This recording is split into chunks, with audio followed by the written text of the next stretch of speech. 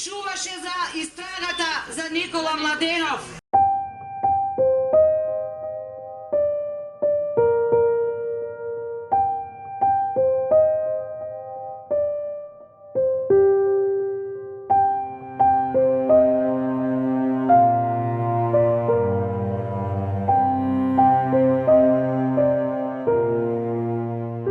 Слободата на медиумите се мери со чувство на безбедност на новинарите да известуваат и за најчувствителните теми. Ова е индикатор за квалитетот на демократијата во едно општество. Во земјите каде новинарите се секојдневна мета на разни центри на моќ, нема ниту слободно новинарство, ниту квалитетна демократија. Нападите врз новинарите стеснуваат слободата на кажување на вистината. Нивната цел е да наметнат автоцензура.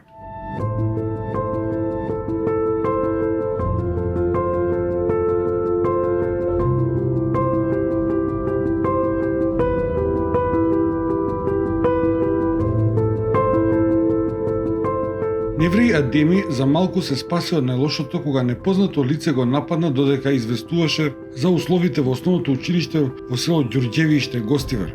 Од сега непознати мотиви, жител на селото го нападнал со секира додека снимил стендап за неговиот прилог за регионалната телевизија ТВ Полог, со седиште во Тетово. Редакција телевизионит Пологу qëndroja ditë në Ѓurѓevisht dhe duke raportuar operatorin e kisha brenda objektit të shkollës, ndërka që unë isha tek para hyrjes së shkollës, papritmas unë ndaluaj një vetur me targa të huaja, ishin të Italis, personin fjalë qëndrojnë vetur diku rreth 5 minuta, kur operatori im doli jashtë, atëherë ai doli nga vetura duke na fyer neve, ofenduar dhe duke na thënë se cila parti politike ju ka dërguar që të bëni reportazh në këtë vend.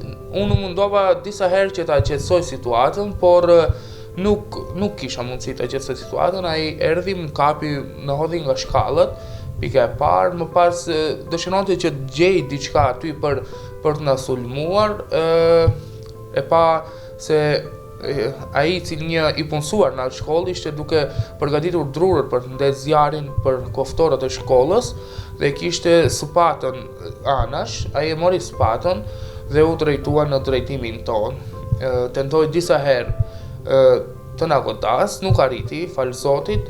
Operatori im u ngjit në veturë, dhezi veturën dhe më erdhi tek u parkua para meje, unë hypa në veturë, kështu që filluam për në Negotin, ka disa kilometra prej Ѓurgjevishit deri në Negotin. Pas kësaj, ne vërejtëm se prapa nesh po vinte e njëjta veturë dhe i njëjti person. Në një rastin e paraqitëm të polici.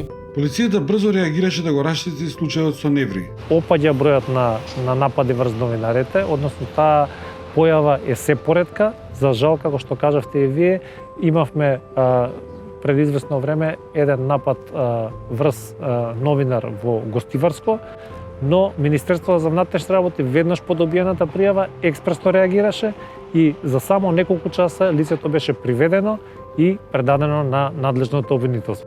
Но Невреј, за жал, не е единствениот новинар кој настрадал вршејќи си својата работа да ги информира граѓаните.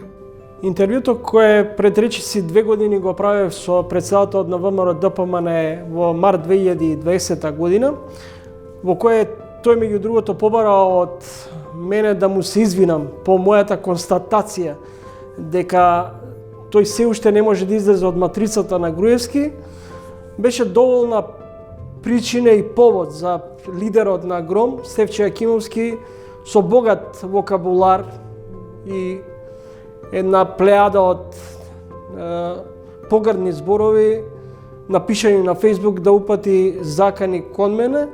Иако ниту една закана или напад не му влијаела на гораст, да отстапи ниту 1 милиметар во својата функција да ги информира граѓаните на искрен и објективен начин, сепак нападите влијаат на неговото семејство. Посебно што ова не е прв напад врз него. Во 2001-2002 година ни беше пукано во куќата во која живееме и ова за прв пат ќе го кажам, стануваше збор за милиметри да ме погоди куршум. Случајно подклекнав за да си ги врзам врвките, а куршумот заврши во во стаклото од прозорецот. Физичките напади над новинарите попречуваат на многу важна функција на општеството, а тоа е информирањето. Без соодветни информации не може да функционира едно современо и здраво општество. Затоа е важно институциите да ги заштитат новинарите. Кога станува збор за трендовите, ние се обидуваме да направиме споредба помеѓу минатите години и денешниот амбиент. Тоа што можем да кажем низ бројки е фактот дека во 2021 година бележиме посериозни 5 напади изакани по животот на новинари, споредбено со 2020 година кога таа бројка беше 14. Значи, низ бројки имаме намален тренд, меѓутоа тоа не значи дека средината во која што работат новинарите и медиумските работници е значително подобрена, бидејќи има и други индикатори што може да влијаат негативно на нивната безбедност. За да дефинираме како можат новинарите да се заштитат од ваквите напади, побаравме мислење од инженерите за безбедност и заштита при работа од Сдруженијето Тутела од Скопје, каде членуваат над 200 лицензирани професионалци за безбедност и заштита при работа. Новинарската професија на моменти е малтене неризична професија, меѓутоа на моменти ризикот е премногу голем, што некогаш дури животно загрозувачки по самиот новинар. Често пати имаме ситуација да новинар настрадува ризик на професија.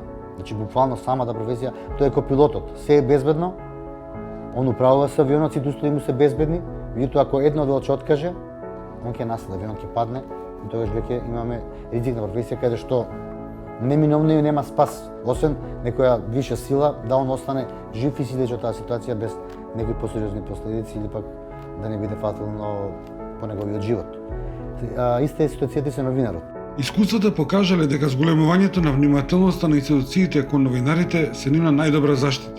Тоа што е во надлежност на Министерството за внатрешни работи, морам да бидам искрен дека има прогрес и генерално нивната работа во повеќето предмети е на начин завршена, но таму каде што се гледа пречка или застој е во рамки на основното јавно обвинителство, бидејќи ова тело во основа треба да покрене активности и мерки со што ќе се гонат по службена должност сторителите, но најчесто целата правна динамика на овие настани се заклучува токму во ОЈО. Вакво оделение може да има и проширена, би рекол, обврска да внимава и на злоупотребата на говорот на социјалните медиуми пред се, бидејќи многу малку имаме кај нас судска пракса и речиси воопшто немаме активности од страна на ОЈО кога станува збор за конкретни закади и напади кон медиумските работници.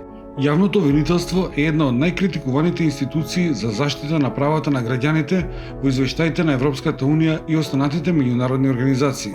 Како конкретна мерка што сметаме да ќе придонесе кон системско подобрување на нештата, е формирање на посебно оделение во рамки на основното јавно обвинителство, составено од неколку стручни обвинители кои што и понатаму ќе бидат изложени на доедукација кога станува збор за специфики поврзани со слободата на изразување и правата на новинарите.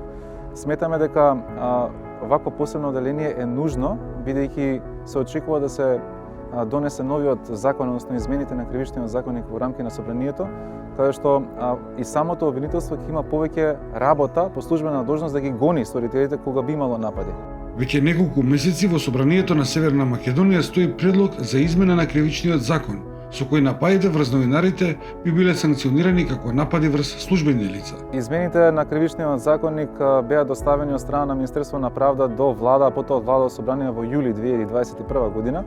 Денеска сме март 2022 година и се уште немаме конкретен сигнал од страна на пратеничките групи или од страна на самото собрание кога ќе биде ставен на дневен ред овој закон. Ние постојано инсистираме да се даде приоритет, меѓутоа нема конкретен рок што ни е најавен и останува на нас да продолжиме да инсистираме овој закон да помине во најбрзо можно време со цел да има законска обврска основното јавно обвинителство да ги штити интересите на новинарите во нашата земја.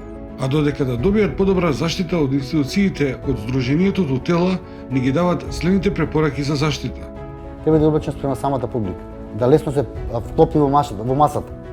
Ако условите налагаат, не треба да има и она ознака новинар или прес што имаат лечење, така да што е бележан веќе. Кога ќе отиде на лице место, секогаш треба возило, камера, монтирање опрема да го направи подалеку, не пред самата маса. Дали ќе дигнат маски, да ги следи луѓето што имаат капулјачи. Може тој што ќе дигне проблем, што ќе направи проблем. Треба да следи полицијата. Ако полицијата ги спушти визирите, стави шлемовите, се дигне под бормер на готово, значи автоматски спремно е за конфликт, тоа што да се повлече.